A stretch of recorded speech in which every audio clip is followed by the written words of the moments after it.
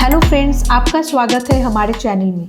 आज हम बात करेंगे दुनिया के सबसे बड़े इमर्जिंग इकोनॉमिक्स के एक ग्रुप ब्रिक्स के बारे में, जिसने 2024 टू 2025 में एक हिस्टोरिक एक्सपेंशन किया है।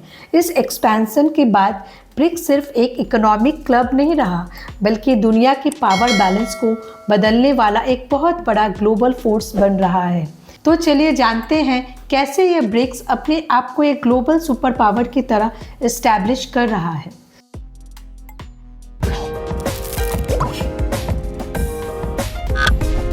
ब्रिक्स एक्सपेंशन का मतलब।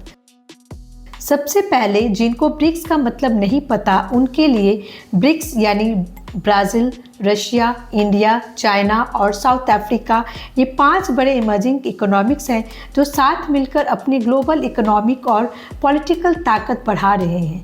लेकिन सबसे बड़ा अपडेट ये है कि 2024 में ब्रिक्स ने अपनी मेंबरशिप बढ़ाकर नए देशों को शामिल कर लिया है, जैसे Egypt, Ethiopia, Iran, United Arab और 2025 में ऑफिशियली इंडोनेशिया भी ब्रिक्स का हिस्सा बन गया है।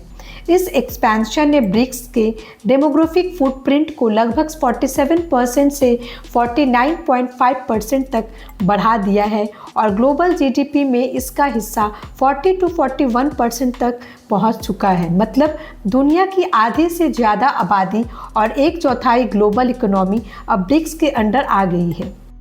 नए मेंबर्स का सिग्निफिकेंस। ये नए देश सिर्फ नंबर्स नहीं बढ़ा रहे हैं, बल्कि ब्रिक्स की ग्लोबल रीच को अफ्रीका, मिडिल ईस्ट और साउथ ईस्ट एशिया तक एक्सपैंड कर रहे हैं। जो देश पहले वेस्टर्न डोमिनेटेड प्लेटफॉर्म से खुद को दूर फील करते थे, उनके लिए ब्रिक्स ये एक नया प्लेटफॉर्म है जहां वो अपनी आवाज़ बुलंद कर सकते हैं। सऊदी अरबिया अभी भी मेंबरशिप फाइनलिस्ट नहीं हुआ, लेकिन ब्रिक्स ने नए पार्टनर कंट्रीज़ का भी एक टायर बनाया है, जिसमें वियतनाम, मलेशिया, नाइजीरिया, थाईलैंड जैसे इंपॉर्टेंट इकोनॉमिक्स शामिल हैं। ये ओवरऑल ब्रिक्स को एक मल्टीपोलर वर्ल्ड ऑर्डर बिल्ड करने में मदद करता है, जहां पावर एक जगह पे सेंट्रलाइज्ड नहीं रहेगी। इकोनॉमिक और जियोपॉलिटिकल ताकत। ब्रिक्स के पास अब लगभग 28.5 ट्रिलियन की इकोनॉमी है, जो ग्लोबल जीडीपी का लगभग 40% से ऊपर है। ये ब्लॉक दुनिया की क्रूड ऑयल प्रोडक्शन का भी लगभग 44% कंट्रोल करता है, जो जियोपॉलिटिक्स में एक बहुत बड़ा लेवर्स देता है। इस इकोनॉमिक वेट का साथ BRICS countries IMF, world bank जैसे वेस्टर्न इंस्टीट्यूशन के ऑल्टरनेटिव्स डेवलप कर रहे हैं, जैसे न्यू डेवलपमेंट बैंक NDP, जिसका मकसद ग्लोबल साउथ में इंफ्रास्ट्रक्चर प्रोजेक्ट्स को फंड करना है। इस तरह ब्रिक्स अपना अलग इकोनॉमिक और फिनेंशियल सिस्टम तैयार कर रहा है, जो वेस्टर्न डोमिनेंस को चैलेंज करेगा। इंडिया का स्ट्रैटेजिक रोल।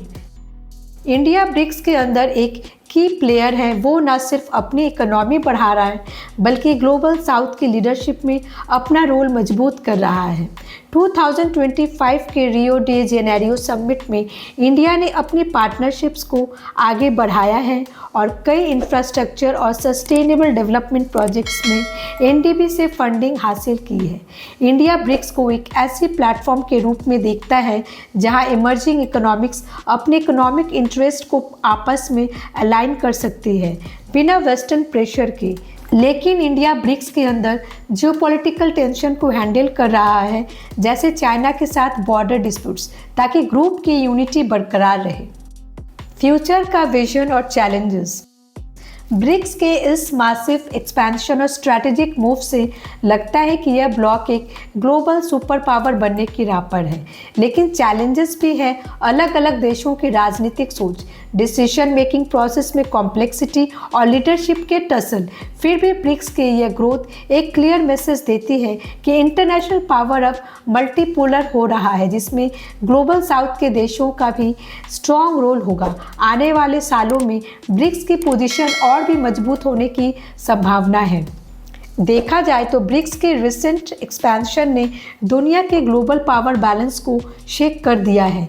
यह सिर्फ एक इकोनॉमिक ग्रुपिंग नहीं है, बल्कि एक बड़ा जियोपॉलिटिकल और फिनेंशियल फोर्स बन रहा है, जो पुरानी दुनिया की व्यवस्था को चैलेंज कर रहा है।